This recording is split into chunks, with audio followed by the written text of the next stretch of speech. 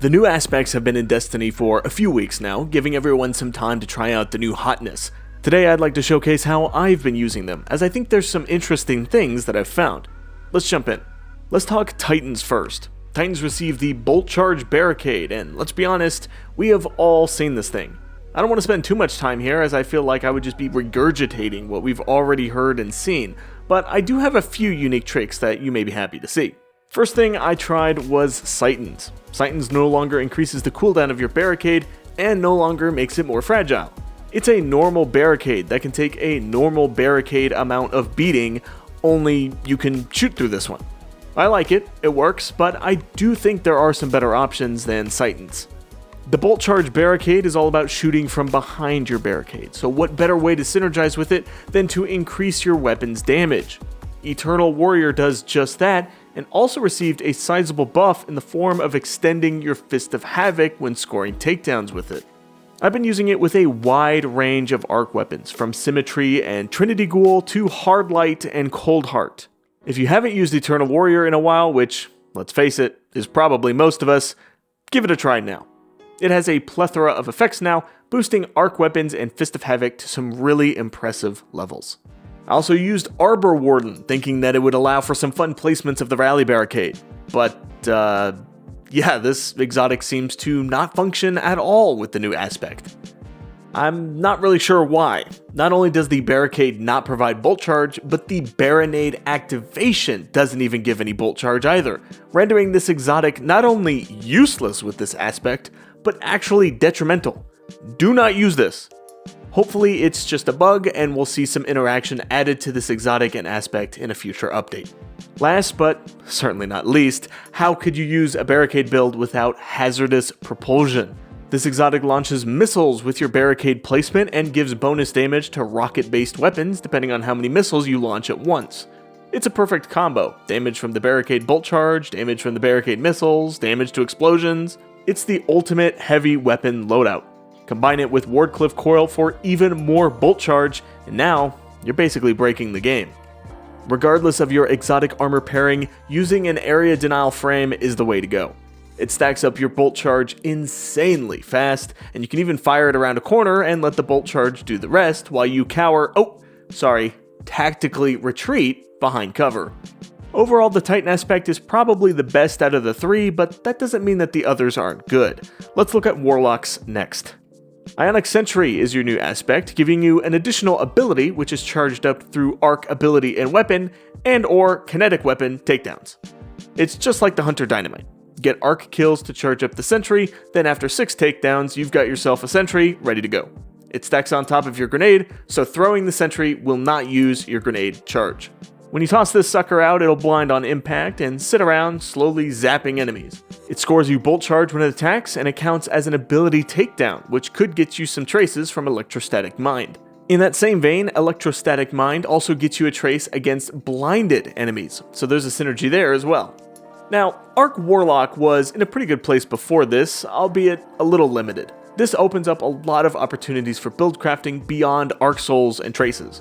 As I mentioned, the Sentry blinds, which can get you more traces from Electrostatic Mind. Traces are the main component for Arc Warlocks, which makes this aspect an instant hit for the Palpatine followers out there.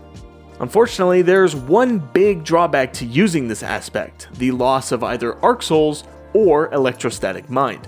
The latter is far too good to pass up in my opinion. Traces give a really good amount of ability energy individually, but with Electrostatic Mind, they're rarely individual.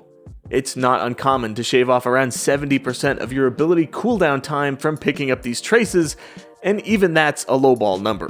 So I consider Electrostatic Mind a must use, meaning that you've got to get rid of the Arc Souls, right? Well, not necessarily. I know we've all been glued to Prismatic when it comes to Getaway Artist, but consider that now you can not only consume your grenade for an Arc Soul and amplification, but you can also maintain use of the Sentry, giving you a grenade to throw as well. Getaway Artist is a great choice on Arc now, and while it doesn't have Devour, it more than makes up for it with its traces and bolt charges. If you like Arc Souls, you'll want to try this one out. That's the big one. It's the best way to add the Sentry to the Arc Warlock kit without sacrificing the Arc Souls or traces. Otherwise, you'll have to sacrifice something. While the Arc Souls are still one of the best abilities in the game, it's not always necessary. Take Geomag Stabilizers for example. With this exotic you'll want to make as many traces as possible, and blinding enemies is a great way to do so. This could easily make up for the loss of Arc Souls, and it does for me, most of the time. I find myself running the sentry in most content, but in some tougher activities like the newest dungeon, I'll switch over to Arc Souls.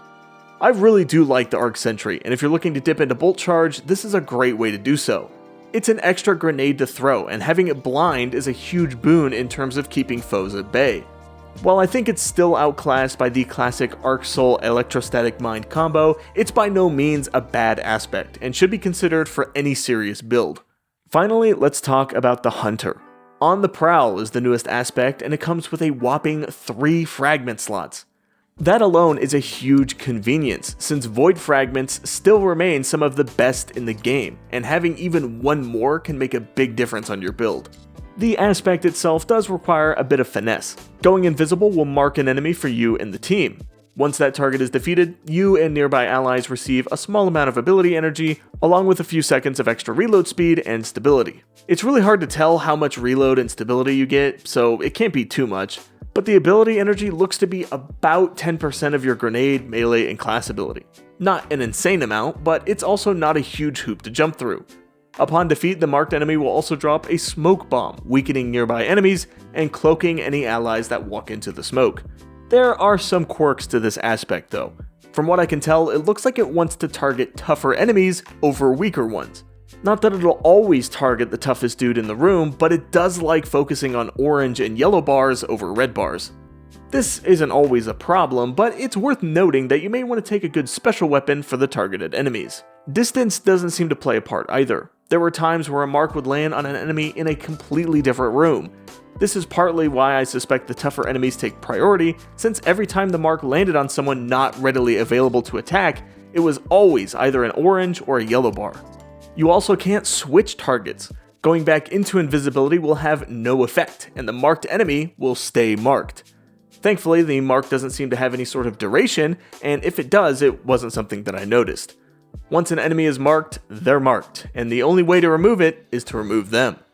I both like and dislike this. I like that you aren't pressed for time during the mark, but I also ran into some annoying roadblocks when it marked something particularly difficult in a room full of enemies. Alright, but what do you pair the aspect with? There's not a ton that's going to directly synergize with this aspect. Of course, any invisibility effects will work here, though the smoke bomb dropping on the marked enemy's corpse does mean that there will be times you'll simply want to pass on the invis. If the smoke drops in a strong crowd of enemies, you may just want to let it dissipate. The weakening effect is perfect for moments like that though. But enough beating around the bush, or rather, smoke. What did I use? Well, I landed on 3 exotic armors that I would say work well. Gear Falcon is the first pick, though it's not the most exciting. This is still probably the strongest Void Hunter exotic, though this season, volatile rounds are very easy to get, so this may not be the best option this season. Next season though, Gear Falcon will definitely be back on the throne. Secondly, Omni Oculus. Now, I'm not a huge Omni fan. I find the resist while invisible to be a bit redundant, but returning smoke bomb energy through making your team invisible does provide a very reliable way to go invisible. Since the invisibility will mark a target and smoke bombs are essentially free for cloaking 2 allies, there's a world where something is always marked. I ran this in a Nightfall and I did really like how this worked. It's a great way to ensure that someone is marked at all times, and it doubles down on the team support nature of this aspect. Now I know I did say 3 exotics, but I did actually try a 4th, that being Kepri's Sting. Last time I used this exotic, my loyal commenters enlightened me to using it with Monte Carlo's Stab. Using it with the bayonet does allow for a free smoke drop, though I still feel like the smoke bomb does pitiful damage, which is the entire point of this exotic. Bungie, please give us the toxic smoke back, please! Alright, back on topic. The third and final exotic I tried was Graviton. No, not Graviton Lance, Graviton Forfeit. This has always been a middling exotic, though now with some of the new weapon perks, it's a little better. Stylish Executioner on the prowl along with a Withering Gaze weapon. It's a fun little playstyle I found where I'm popping in and out of invisibility with a Withering Gaze sniper, taking shots from different angles on... Wait a minute. On the prowl!